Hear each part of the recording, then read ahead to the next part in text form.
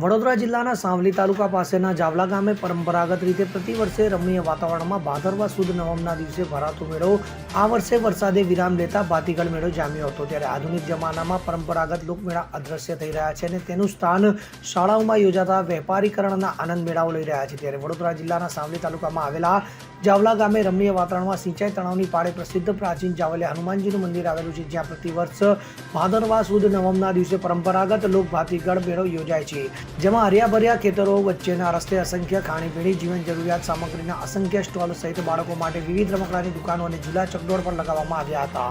ત્યારે પરંપરાગત પ્રતિવર્ષે યોજાતા લોકમેળામાં સવારથી જ નગર અને તાલુકાના અનેક ગામોમાંથી માનવ મહેરામણ ઉમટી પડ્યું હતું અને સપરિવાર લોકમેળાની મજા માણી હનુમાનજી દાદાના દર્શન કરી ધન્યતા અનુભવી હતી।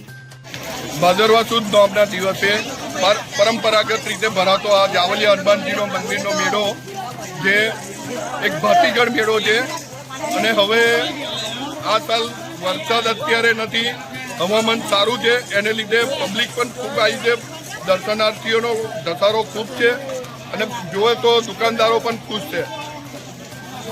ગુજરાતમાં મેળાઓ હવે લુપ્ત થવાના આરે છે, ત્યારે એક આ જાવલા ગામમાં એક અનોખો ભાતીગળ મેળો ભરાય છે, એક એનો અમૂનો દાખલો છે।